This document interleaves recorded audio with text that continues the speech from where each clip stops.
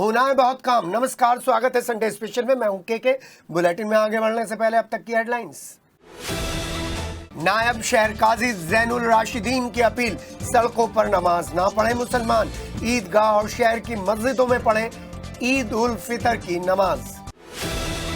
Jail में सांसद अरुण गोविल ने मुस्कान और साहिल को बांटी रामायण, दोनों के चेहरे पर थी उदासी। योगी सरकार के 8 साल का रिपोर्ट कार्ड रखा जनता के सामने। मंगल पांडे नगर में हॉस्पिटल के बाहर खड़ी प्राइवेट एम्बुलेंस चोरी करते 2 चोर सीसीटीवी में कैद। सब्जी के ठेले में गन्ने की भैंसा बुग्गी की साइड लगने पर किसान पिता पुत्र को पीटा। बड़ी संख्या में प्रतापपुर थाने पहुंचे किसान, धरने पर बैठे, जमकर नारेबाजी। नवरात्र के पहले दिन मंदिरों में गूंजे मां शैलपुत्री के जयकारे, उमड़ा आस्था का सैलाब। ईद शांतिपूर्ण और सकुशल संपन्न कराने के लिए अधिकारी प्रतिबद्ध, गणमान्यों के साथ बैठक। जिलाधिकारी और कप्तान ने जनपद वासियों को दी ईद की मुबारकबाद। और संडे स्पेशल में ऊर्जा और वैकल्पिक ऊर्जा राज्य मंत्री डॉक्टर सोमेंद्र तोमर ने योगी सरकार के 8 सालों की उपलब्धियों पर विस्तार से की सिटी हलचल के साथ चर्चा। संडे स्पेशल है और संडे स्पेशल में हम लेकर आए हैं ऊर्जा राज्य मंत्री सोमेंद्र तोमर से बातचीत। 8 साल योगी के हैं बेमिसाल या होना है अभी काम, इस पर चर्चा। लेकिन पहले बड़ी खबर त्योहार से संबंधित। मेरठ के नायब शहर काजी जैनुल राशिदीन ने मुस्लिमों से एक अपील की है। उनका कहना है कि सड़कों पर ईद की नमाज ना पढ़ी जाए, क्योंकि सड़क पर नमाज पढ़ने पर सरकार ने पाबंदी लगाई है। सड़क पर नमाज ना पढ़ने की अपील वीडियो सोशल मीडिया पर तेजी से वायरल हो रही है। नायब शहर काजी जैनुल राशिदीन का ये भी कहना है कि शाही ईदगाह या पास की उन मस्जिदों में जहां ईद की नमाज होती है वहीं पर नमाज अता करें। उनका ये भी कहना है कि शाही ईदगाह में समय से पहुंचें, सड़कों पर नमाज ना अता करें। सड़क पर नमाज पढ़ने वालों के खिलाफ पुलिस ने सख्त एक्शन लेने की बात कही है। पासपोर्ट और ड्राइविंग लाइसेंस भी रद्द करने के आदेश दिए हैं। इसलिए सभी से गुजारिश की जाती है कि वो अपने घर के आसपास की मस्जिदों में ही ईद की नमाज अता करें। आपको बता दें, ईदगाह प्रबंध समिति ने एक फरमान जारी किया है जिसके अनुसार सुबह 7:45 पर ईद की नमाज होगी और उसके बाद तकरीर भी होगी। मुसलमानों ने मेरठ से मेरी अपील है, कल ईद उल फितर का त्यौहार है, मुबारक महीना है, मुबारक त्यौहार है। इसमें ख़ास बात का ख्याल रखना है कि ईदगाह में आप वक्त से पहले पहुँचें और सड़क पर नमाज अदा ना करें। सड़क पर नमाज पढ़ने की पाबंदी है। इसी तरह से दूसरी मस्जिदों में, अपने मोहल्ले के करीब की मस्जिदों में जहाँ नमाज अदा होती है, बेहतर यह है कि वहाँ की मस्जिदों में नमाज अदा कर लें और कोई बात ऐसी न हो जिससे शहर की फिजा ख़राब हो। शहर में अमन चैन कायम रखना ये हमारा फ़र्ज़ है और नमाज एहतराम नमाज के साथ नमाज जो है सड़कों में बिल्कुल अदा ना करें। शाम के वक्त चांद दिखने के बाद ईद सोमवार को मनाई जाएगी और ईद सोमवार को मनाई जाएगी। इसको लेकर पुलिस और प्रशासन के चाक चौबंद व्यवस्था है। रूट डाइवर्जन कर दिया गया है। सभी आलिमों से बात की गई है। ईद की घोषणा होते ही चांद रात पर सारी मार्केटों में भीड़ उमड़ पड़ी और सबने जमकर खरीदारी की। सौरभ हत्याकांड में मेरठ जेल में बंद साहिल और मुस्कान क्या रामायण पढ़ेंगे? पढ़ें या ना पढ़ें, लेकिन मेरठ लोकसभा सीट से सांसद अरुण गोविल ने शायद इस उद्देश्य से कि ये लोग प्रायश्चित कर सकें, रामायण इन लोगों को भेंट करी जो मेरठ जेल में बंद है। नाम तो लेते हुए दिल कांप जाता है। साहिल शुक्ला और मुस्कान रस्तोगी। साहिल और मुस्कान भावुक हुए या नहीं हुए, लेकिन उनके कृत्य से पूरा समाज शर्मिंदगी महसूस करता है, क्योंकि सोशल मीडिया पर जिस तरीके से इनको लेकर मीम और वीडियो वायरल हो रहे हैं वो बता रहा है कि कितना विभत्स कांड इन्होंने किया है। फिर भी सांसद अरुण गोविल ने बताया कि दोनों के चेहरे पर उदासी थी। जेल में बंदियों और अधिकारियों को करीब 1500 रामायण उन्होंने अपने अभियान के तहत बांटी है। बंदियों से कहा गया है कि कसम खाइए, आगे से कोई गलती नहीं करेंगे, प्रायश्चित करिए कि जो गलती करी है उसे ईश्वर माफ करे और दोबारा से जेल ना आना पड़े। सांसद अरुण गोविल योगी सरकार के 8 साल पूरे होने पर सरकार की उपलब्धियों पर भी बोले। सांसद अरुण गोविल ने सदर बाजार में किताब और पत्रक भी वितरित किए। योगी सरकार का रिपोर्ट कार्ड जनता के सामने रखा। सांसद ने व्यापारियों के साथ मिलकर इस बारे में चर्चा की। उनका स्वागत भी सदर बाजार में हुआ। उनके साथ थे महानगर अध्यक्ष विवेक रस्तोगी। ये जन संपर्क अभियान है सबके साथ। पूरे 8 वर्ष में जो भी इसकी उपयोगी जो 8 वर्ष हुए रिपोर्ट कार्ड है उसका पूरा सारी इन्फॉर्मेशन है कि क्या क्या हमारे माननीय मुख्यमंत्री जी के द्वारा किया गया है। तो उसको जन संपर्क करके सबको बताना, सब तक ये पहुँचाना, ये अभियान है बेसिकली। सारे कैदियों को और अधिकारियों को सबको। कैसा रिस्पांस था बंदियों से? बहुत अच्छा था, बात भी हुई और दे वर वेरी हैप्पी। और सभी ने रामायण को इतने आदर के साथ सर झुका के लिया और पूरा जेल जो है जय श्री राम के नारों से गूंज रहा था। महिलाएं भी थीं और हम वो जो 2 अभी हमारे क्या नाम है जो एक हत्याकांड हुआ है उनको भी हमने रामायण दी, दोनों को, साहिल और मुस्कान, उनको भी रामायण दी हमने। दोनों ने बहुत इज्जत से बहुत आदर से रामायण दी। मेडिकल थाना क्षेत्र लेकर चल रहे हैं मंगल पांडे नगर में जिस तरीके से एक हॉस्पिटल के सामने खड़ी प्राइवेट एम्बुलेंस चोरों ने सरेआम चोरी कर ली है, वो बताता है क्राइम का ग्राफ कहां जा रहा है। सीसीटीवी कैमरे में ये घटना कैद हो गई है। पीड़ित प्रिंस कुमार ने थाने में तहरीर देते हुए एम्बुलेंस से कोई अप्रिय घटना ना घटित हो जाए इस बात को लेकर बरामदगी की गुहार लगाई है। शिव शक्ति विहार के रहने वाले प्रिंस कुमार मंगल पांडे नगर में सरस हॉस्पिटल के बाहर खोखा चलाते हैं। उनके पास एक एम्बुलेंस भी है। अस्पतालों के लिए इस एम्बुलेंस का इस्तेमाल होता है। प्रिंस के पिता अशोक ने बताया, शनिवार देर रात प्रिंस एम्बुलेंस से मरीज को छोड़कर आए थे और एम्बुलेंस हॉस्पिटल के बाहर खड़ी की थी और खुद खोखे में जाकर सो गए थे, जिसके बाद 2 चोरों ने एम्बुलेंस पर हाथ साफ कर दिया। पूरी वारदात सीसीटीवी कैमरे में कैद हो गई है।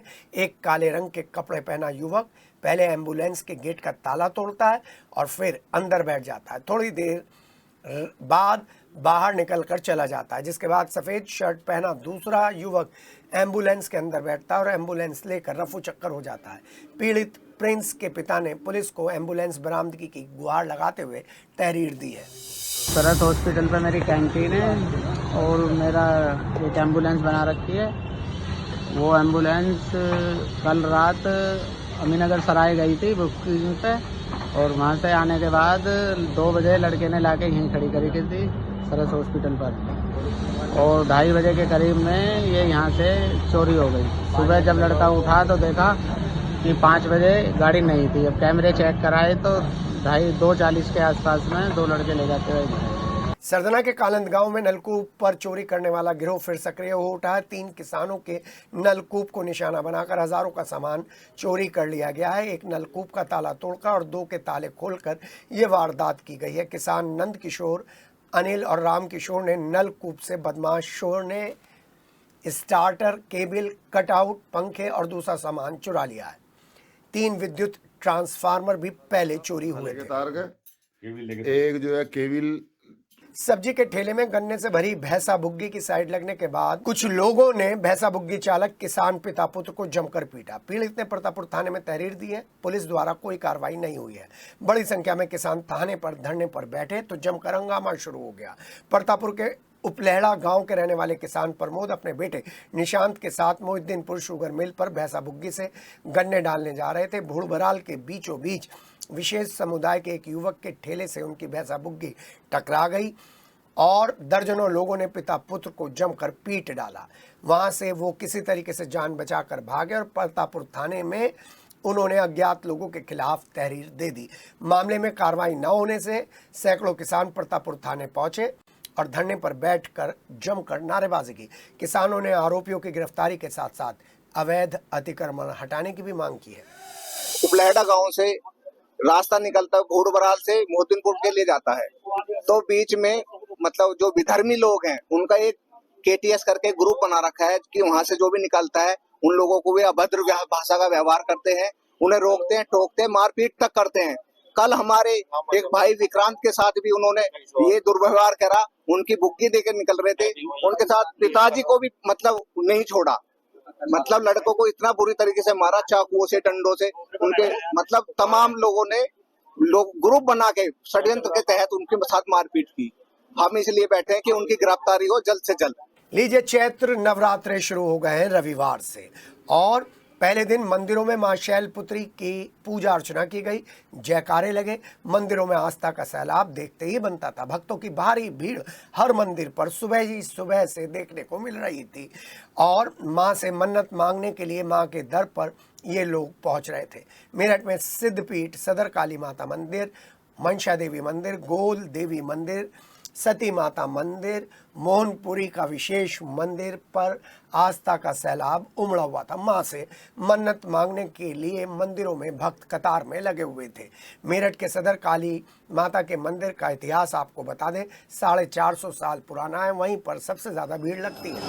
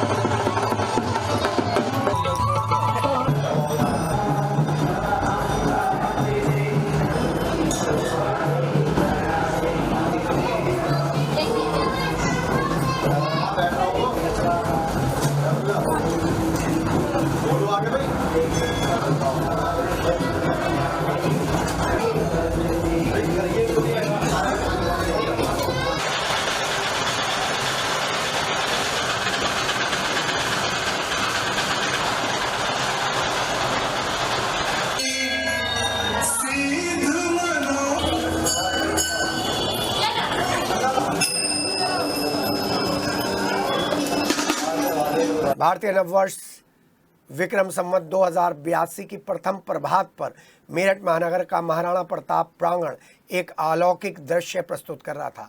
ओम ध्वजाओं और वैदिक सूक्तियों से सुसज्जित मैदान में 521 यज्ञ कुंडों पर भारतीय वेशभूषा में सुशोभित यजमान वेद मंत्रों के उच्चारण से वातावरण को शुद्ध कर रहे थे, पावन कर रहे थे। जी हाँ, समझ गए ना आप, जिमखाना मैदान का ये बड़ा आयोजन है। चैत्र शुक्ल प्रतिपदा पर आयोजित 29वें जन चेतना महायज्ञ में मेरठ पब्लिक स्कूल की छात्राओं द्वारा ईश वंदना की गई। ओम है जीवन हमारा, ओम प्राणों का आधार है, ओम बोल मेरी रसना घड़ी घड़ी घड़ी भजनों को प्रस्तुत कर कर वातावरण को ईश भक्तिभाव से सराबोर कर दिया। कार्यक्रम का संयोजक करते हुए मुख्य संयोजक राजेश सेठी ने यज्ञ को सर्वश्रेष्ठ कर्म बताते हुए यज्ञ मानव के समस्त दुखों से मानव को मुक्त करा देता है, ऐश्वर्य प्रदान कराता है, इस बारे में बताया। चैत्र प्रतिपदा दिवस के ऐतिहासिक महत्व पर भी प्रकाश डाला गया। सांस्कृतिक आयोजन भी किए गए और आज के दिन संवत 1932 में महर्षि स्वामी दयानंद सरस्वती ने आर्य समाज की स्थापना की थी और 150 वर्ष पूर्ण होने पर इस दिवस का विशेष महत्व है। प्रत्येक वर्ष की भांति 28 वर्ष से निरंतर यह जन चेतना यज्ञ का आयोजन हमारे वैदिक नववर्ष चैत्र शुक्ल प्रतिपदा पर आरंभ होता है। प्रातः का काम यज्ञ से ही आरंभ होता है हमारा ये कार्यक्रम, क्योंकि इस वर्ष महर्षि स्वामी दयानंद द्वारा स्थापित आर्य समाज के 150 वर्ष भी पूर्ण हो रहे हैं, इसलिए इस कार्यक्रम का महत्व बहुत बढ़ गया है। यह कार्यक्रम जनमानस में वैदिक संस्कृति के प्रचार प्रसार हेतु एवं अपने नववर्ष से की जानकारी देने हेतु, जिससे कि लोगों को जानकारी हो सके कि हमारा जो वास्तविक नववर्ष है यह विक्रमी संवत के चैत्र शुक्ल प्रतिपदा में पड़ता है और यही हमारे जीवन का आधार होना चाहिए। जीवन का सर्वश्रेष्ठ कर्म यज्ञ है, इसलिए यदि हम नववर्ष का आरंभ यज्ञ से करते हैं तो हमारा संपूर्ण वर्ष सुख समृद्धि एवं आनंद से बीतता है। शनिवार को ईदगाह दिल्ली रोड पर जिला अधिकारी डॉक्टर वी के सिंह की अध्यक्षता में ईद को शांतिपूर्ण और सकुशल संपन्न कराने के लिए गणमान्य व्यक्तियों के साथ मिलकर उन्होंने बैठक की। बैठक में शहर काजी, धर्म गुरु और प्रबुद्ध नागरिक अपने अपने विचार व्यक्त करते हुए नजर आए। स्थानीय स्तर पर ईद के दृष्टिकोण संभावित समस्याओं से अवगत कराया गया। जिला अधिकारी डॉक्टर वी के सिंह ने कहा है कि ईद को शांतिपूर्ण तरीके से संपन्न कराना हम सभी का दायित्व है।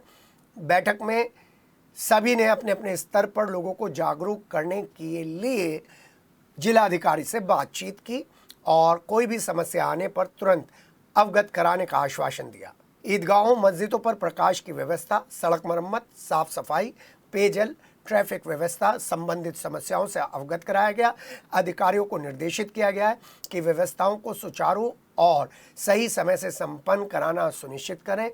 एसएसपी डॉक्टर विपिन ताड़ा ने कहा, त्योहार को शांतिपूर्ण संपन्न कराए जाने के लिए पुलिस और प्रशासन पूरी प्रतिबद्धता के साथ काम कर रहा है। सुरक्षा व्यवस्था सुनिश्चित कराने की पूरी व्यवस्था है। जिलाधिकारी और एसएसपी ने समस्त जनपद वासियों से शांतिपूर्ण और सद्भावना पूर्ण तरीके से ईद मनाए जाने की अपील करते हुए ईद की मुबारकबाद दी।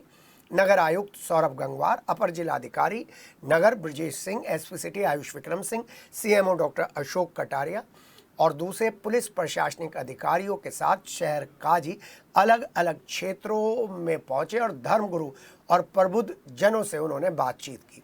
इस मौके पर रूट डाइवर्जन का विशेष प्लान बनाया है जो सुबह ही अप्लाई किया जाएगा। कुछ खबरें दिखानी मजबूरी बनती है क्योंकि हमारा संविधान सभी को एक नज़र से देखता है।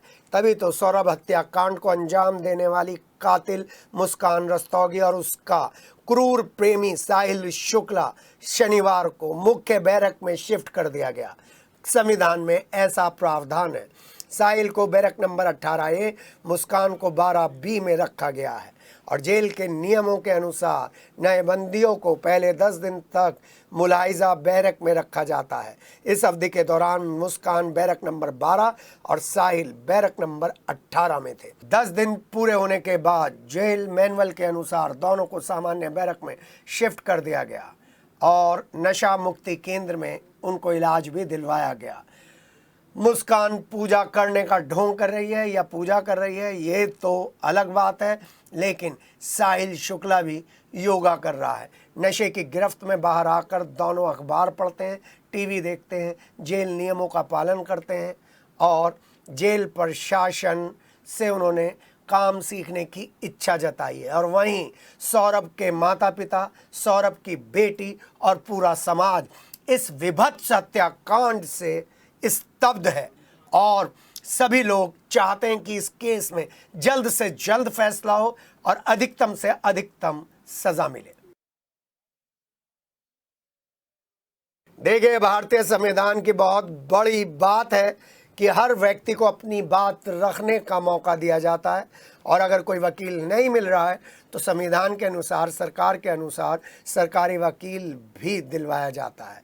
मुस्कान और साहिल को सरकार ने सरकारी वकील उपलब्ध करा दिया है। रेखा जैन उनका नाम है। उन्होंने जेल में जाकर साहिल और मुस्कान से उनका पक्ष जाना। अधिवक्ताओं द्वारा कचहरी में पेशी के दौरान जो मारपीट की गई थी उस घटना को देखते हुए 14 दिन की न्यायिक हिरासत पूरी होने के बाद दोनों की कोर्ट में पेशी वीडियो कॉन्फ्रेंसिंग के जरिए करवाने का अनुरोध किया गया है। जेल प्रशासन ने भी इसके लिए पूरी तैयारी कर ली है। जिला विधिक सेवा प्राधिकरण द्वारा नामित अधिवक्ता रेखा जैन ने 3 अन्य अधिवक्ता साथियों के साथ मिलकर दोनों से उनका पक्ष जाना। सरकारी वकीलों ने मुस्कान और साहिल से 20 मिनट तक बातचीत की और आगामी कानूनी प्रक्रिया की जानकारी दी। इस मामले में जेल प्रशासन को सुझाव दिया गया है कि मेरठ कचहरी में पेशी के दौरान साहिल और मुस्कान पर हमला कर दिया गया था। सुरक्षा के मद्देनज़र दोनों को प्रत्यक्ष रूप से कोर्ट में पेश न कर वीडियो कॉन्फ्रेंसिंग के जरिए ही पेश किया जाए। भारतीय जनता पार्टी की शहर विधानसभा ने महाराज अग्रसेन भवन में नव नियुक्त महानगर अध्यक्ष विवेक रस्तोगी का स्वागत और अभिनंदन समारोह का आयोजन किया। कार्यक्रम में मुख्य अतिथि मेरठ हापुड़ लोकसभा सांसद अरुण गोविल, महापौर हरिकांत अहलूवालिया, पूर्व सांसद राजेंद्र अग्रवाल, मुकेश सिंगल सहित कई गणमान्य उपस्थित थे। शहर विधानसभा के पूर्व प्रत्याशी भाजपा कमल दत्त शर्मा ने नवनियुक्त महानगर अध्यक्ष विवेक रस्तोगी को शॉल और सम्मान प्रतीक देकर स्वागत और अभिनंदन किया। महानगर अध्यक्ष विवेक रस्तोगी ने सभी अतिथियों का अभिनंदन स्वीकार करते हुए कहा कि वो कार्यकर्ताओं के साथ मिलकर एक ऐसी टीम बनाएंगे जो जनता के लिए, पार्टी के लिए दिल से काम करे। सभी ने शपथ भी ली। कार्यक्रम में मुख्य रूप से युवा मोर्चा के मीडिया प्रभारी भी उपस्थित थे। साथ ही साथ कई और कार्यकर्ता भी मौजूद थे। वहीं मीडिया प्रभारी अमित शर्मा ने इस कार्यक्रम को लेकर सूचनाएं जारी की। गढ़ रोड स्थित संजय विहार में श्यामवीर वाल्मीकि के आवास पर कांग्रेस के नव नियुक्त जिला अध्यक्ष गौरव भाटी और महानगर अध्यक्ष रंजन शर्मा का क्षेत्र के लोगों और कार्यकर्ताओं ने फूल मालाओं से जोरदार स्वागत किया, अभिनंदन किया। रंजन शर्मा ने कहा, जो पार्टी के अधिकारियों ने मुझे जिम्मेदारी दी है उसका मैं सदैव आभारी रहूंगा और तन मन से इस पद की गरिमा बनाने की कोशिश करूंगा। इस दौरान जिला अध्यक्ष गौरव भाटी के साथ साथ कांग्रेस के कार्यकर्ता भी मौजूद थे। और वो भी दो शब्द जरूर कहें हमारे नवनिर्वाचित अध्यक्षों के। एक युवक को स्कूटी से उतारकर दबंगों द्वारा उसकी बुरी तरह से पिटाई की वीडियो सोशल मीडिया पर वायरल हो रही है। वीडियो कंकरखेड़ा रोटा रोड की है, हम इसकी पुष्टि नहीं कर रहे हैं।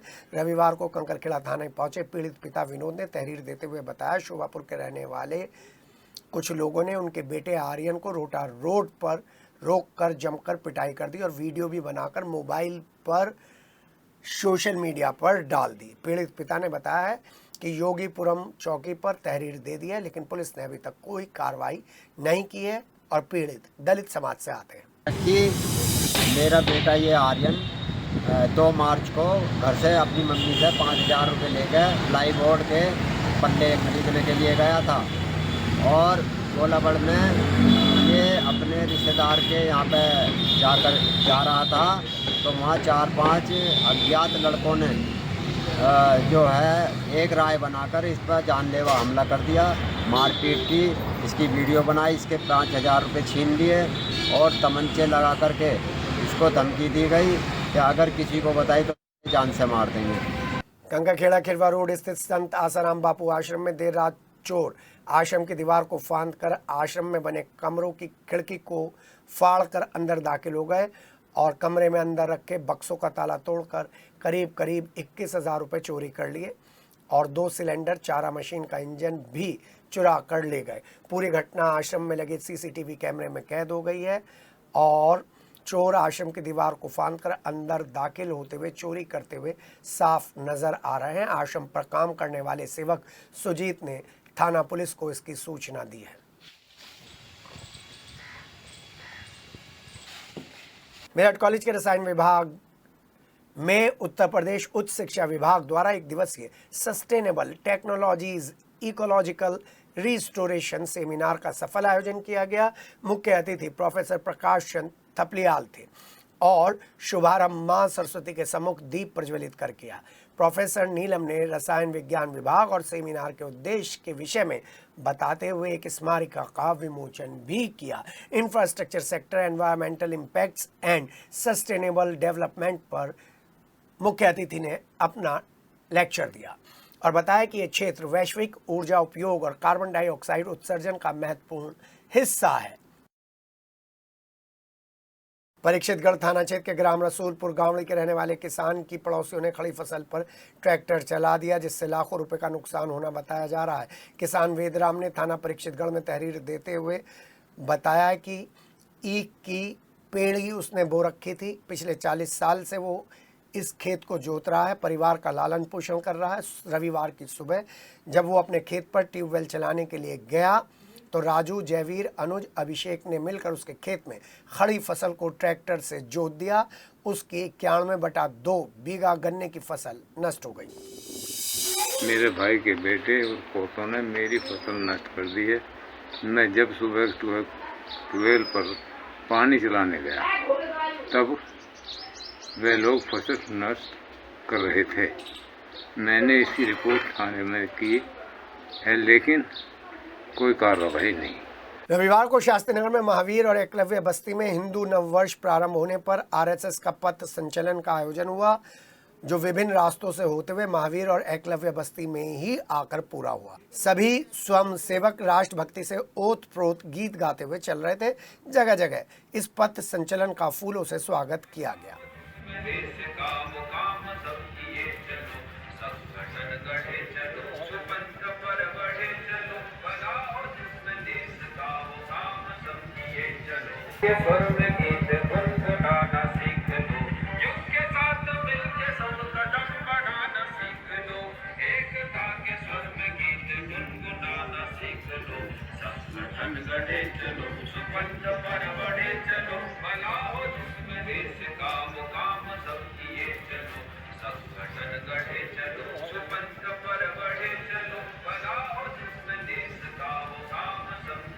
सुभारती समूह के संस्थापक डॉक्टर अतुल कृष्ण ने लखनऊ में उत्तर प्रदेश के मुख्यमंत्री योगी आदित्यनाथ से शिष्टाचार की भेंट की और अपने द्वारा लिखित पुस्तक राष्ट्र अनुभूति की प्रति योगी आदित्यनाथ को भेंट की। डॉक्टर अतुल कृष्ण ने मुख्यमंत्री को राष्ट्र अनुभूति पुस्तक के बारे में जानकारी देते हुए बताया कि राष्ट्र अनुभूति पुस्तक ओजस्वी और क्रांतिकारी विचारों का संकलन होने के साथ एक भारत श्रेष्ठ भारत और राष्ट्र प्रथम सदैव राष्ट्र प्रथम रहे इस नारे के साथ प्रेरित है। ये पुस्तक समस्त ज्ञात और अज्ञात क्रांतिकारियों की पावन स्मृति को समर्पित है, जिन्होंने भारत को स्वतंत्र कराने में अपने प्राणों की आहुतियां दी थी। और संडे स्पेशल आपका कार्यक्रम, और हम लगातार एक सीरीज चला रहे हैं जिसमें हम योगी सरकार के 8 साल बेहतरीन या अभी है काम की गुंजाइश, इस पर लगातार जनप्रतिनिधियों से और जनता से बात कर रहे हैं। और सोमवार से जितने भी कार्यक्रम हमने शूट किए हैं वो आप बैक टू बैक देखेंगे, लेकिन अब हम आपके सामने लेकर आ रहे हैं इस संडे स्पेशल में ऊर्जा और वैकल्पिक ऊर्जा राज्य मंत्री डॉक्टर सोमेंद्र तोमर से बातचीत। योगी सरकार के 8 साल पर क्या क्या विशेष रहा इन 8 सालों में, हमने जाना ऊर्जा राज्य मंत्री और टीम योगी के सदस्य सोमेंद्र तोमर से। सिटी हलचल के साथ डॉक्टर सोमेंद्र तोमर ने इन सब डेवलपमेंट पर खुलकर बातचीत की और बताया कि क्या क्या विशेष इन 8 सालों में रहा है। ऊर्जा और वैकल्पिक ऊर्जा विभाग पर तो उन्होंने तफसील से बात की और बताया किस तरीके से मुख्यमंत्री योगी आदित्यनाथ और प्रधानमंत्री नरेंद्र मोदी की ये जो योजना है उसको लेकर पूरे प्रदेश में जबरदस्त काम हो रहा है। डॉक्टर सोमेंद्र तोमर ने बताया इन 8 सालों में प्रदेश भर में आम आदमी से लेकर किसानों तक, विद्यार्थियों से लेकर महिलाओं तक और गांव से लेकर शहर तक योजनाओं को लेकर लाभान्वितों की संख्या रिकॉर्ड स्तर पर बढ़ी है। सिटी हलचल से विशेष बातचीत में लाइन लॉस, ऊर्जा को लेकर क्या विशेष प्लानिंग हो रही है इस बारे में, और ये योजनाएं धरातल पर कैसे उतर रही हैं इस बारे में खुलकर बातचीत की। 8 साल की उपलब्धियों पर, विभिन्न योजनाओं में लाभान्वित हुए हर वर्ग के लोगों को सम्मानित करने पहुंचे थे चौधरी चरण सिंह विश्वविद्यालय में। उनके साथ थे मेरठ के महानगर अध्यक्ष विवेक रस्तोगी और साथ में थे सैकड़ों कार्यकर्ता। ऊर्जा राज्य मंत्री ने बताया कि योगी सरकार ने इतना अधिक काम कर लिया है कि 2027 में भी तीसरी बार सूबे में निश्चित तौर पर योगी की सरकार ही बनेगी। टीम योगी के प्रमुख सदस्य डॉक्टर सोमेंद्र तोमर से विशेष बातचीत हमारे साथ। योगी सरकार के 8 साल बेमिसाल, जानते हैं उन विद्यार्थियों से जो प्रोफेशनल कोर्स लेकर अपना कैरियर बना रहे हैं। जी हाँ, योगी सरकार के 8 साल कैसे लगे? बहुत अच्छे। टैबलेट वगैरह मिला है? अभी तो कुछ नहीं मिला है, बट हैं बहुत अच्छे। बहुत अच्छे हैं। जी हाँ, योगी सरकार के 8 साल कैसे लगे? बहुत बड़े लगे जी, मैं तो यहाँ गोद ले योगी सरकार में तो बस। कैसे लगे सर बहुत अच्छे लगे। क्या क्या उपलब्धियां मानते हो? तो समथिंग अभी तो फिलहाल सभी है जो क्या क्या अच्छा काम हुआ है? सर बहुत अच्छा काम हुआ है, हिंदुओं को बहुत ज़्यादा इसमें बहुत ज़्यादा हिंदुओं को बहुत ज़्यादा अच्छा तरीके से इन्होंने करा है, हिंदुओं के समर्थ में रहे हैं। जहाँ अभी तक मुसलमान शासन था, अब हिंदू शासन आया है, इससे बहुत ज़्यादा फायदा हुआ है। एक सबसे बड़ा राम मंदिर बनाया है, जो सबसे बड़ा हिंदुओं के लिए बहुत बड़ी बात है। बिल्कुल क्लियर है। और आजकल यही बच्चे पैरामीटर हैं ये बताने के लिए कि योगी सरकार की ये जो 8 साल है कितने बेहतरीन है।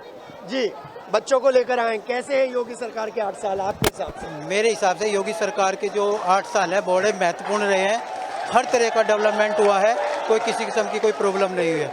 सबसे बड़ी बात है कि हर आदमी सुरक्षित है, ये योगी सरकार की सबसे बड़ी पहल है। हमने आज तक जो है, आपने भी देखा होगा, रात बिरात को यदि कोई हमारे घर की महिला यदि बाहर निकलती है तो आज की तारीख में बिल्कुल सुरक्षित है, कोई दिक्कत किसी किस्म की नहीं। चलिए, बात करने से पहले आपको दिखा दें, मेरे सहयोगी संजय कैमरा घुमा रहे हैं कि किस तरीके से जन जागरण और जागरूकता अभियानों को लेकर एक अलग स्तर पर काम हो रहा है। सीडीओ नूपुर गोयल यहाँ पर इन कार्यक्रमों का संचालन कर रही हैं, इन कार्यक्रमों को अपनी डायरेक्शन दे रही हैं। और आप देखिए, जब नई पीढ़ी हाथ में डपली लेकर आंदोलन के लिए नहीं जबकि अवेयरनेस के लिए उतरती है तो लगता है कि राज्य सरकार के 8 वर्ष वाकई ही एक अलग मुकाम पर लेकर जा रहे हैं प्रदेश को। चलिए, ये भी देखते रहिए और चलते हैं, बात करते हैं कुछ और लोगों से और फिर बात करेंगे ऊर्जा राज्य मंत्री और वैकल्पिक ऊर्जा राज्य मंत्री डॉक्टर सोमेंद्र तोमर से। मैं हूं के और मेरे साथ है संजय।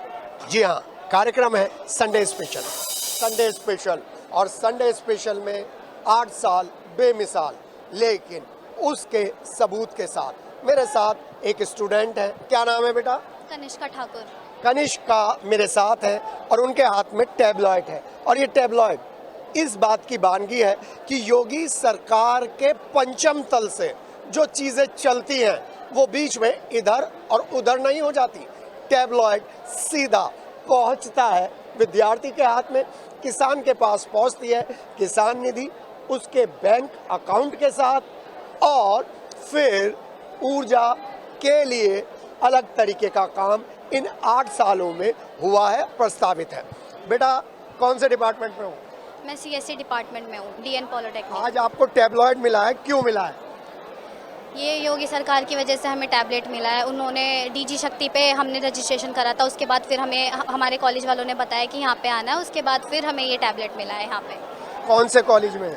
DN polytechnic. अब मुझे एक बात और बताइए, बच्चियों की सुरक्षा के लिए, महिलाओं की सुरक्षा के लिए इस सरकार में कितना काम हुआ है? काम तो बहुत हुआ है। पहले दिल्ली में इतने सारे केसेस होते थे, यूपी में इतने सारे केसेस होते थे, अब बहुत ज़्यादा इतना मतलब आगे बढ़ी है हमारी सरकार। जब से 2017 के बाद योगी सरकार आई है, बहुत आगे मतलब बढ़ी है सारी चीज़ें। और मतलब वुमेन एम्पावरमेंट बहुत सारा हुआ है, वुमेन को इक्वालिटी मिली है उनके सारे जेंडर्स के हिसाब से, और सारी चीज़ें अच्छे से मिली हैं। कुछ कहना चाहेंगे योगी सरकार को? मेरा भारत महान। जी हाँ, मेरा भारत महान। और ये जो जितने भी लोग हैं, ये सब लोग यहाँ पर आए हैं 8 साल बेमिसाल। एक लेडीज से भी पूछते हैं। नमस्कार मैम। नमस्कार जी, नमस्कार। 8 साल बेमिसाल है? यस, बिल्कुल, बहुत क्यों? बहुत बढ़िया। एक तो हमारी सुरक्षा बहुत अच्छी हुई है जी, और थोड़ा हमें लगता है हम हिंदू देश में रह रहे हैं। जी, जी, जी। डर खत्म। डर खत्म। जी मैम, बहुत अच्छा लगता है। नहीं योगी सरकार ने बोलने का मौका दिया है, आप बोल नहीं रही है। बोलो। बहुत अच्छा, क्या पूछिए आप। कैसे हैं 8 साल?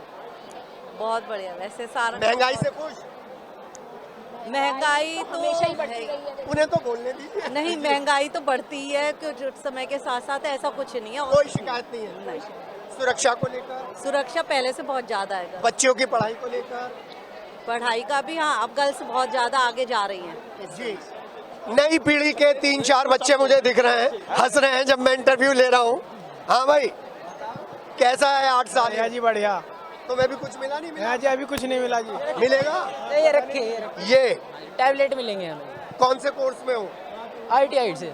ITI कौन सी ट्रेड है? टर्नर ट्रेड है जी। पढ़ाई अच्छी तरह से हो रही है? जी बहुत अच्छी से। जी हाँ, ये सब लोग यहाँ पर उत्तर प्रदेश सरकार का वो जो सेवा सुरक्षा और सुशासन की नीति को लेकर संकल्प है उसके पूरे होने के अवसर पर यहाँ पर आए हैं। एक मोहतरमा हमारे साथ हैं। जी आदाब। आदाब। जी आदाब। कैसे साल है ये? 8 साल। बहुत बढ़िया, बहुत अच्छा। कोई शिकायत? कोई शिकायत नहीं, कोई शिकायत नहीं है। बहुत सारी चीज़ें चलती रहती हैं, उन सब से इतर आप हमें एक्चुअल स्थिति बताइए कि मुस्लिम महिलाएं कैसे इन 8 सालों में आगे बढ़ रही हैं, उन्हें लाभ मिल रहा है? बहुत अच्छा मिल रहा है जी, बहुत बढ़िया। कोई भेदभाव नहीं? कोई कुछ नहीं जी। भेदभाव? ना भेदभाव कुछ नहीं है, कुछ भी नहीं है।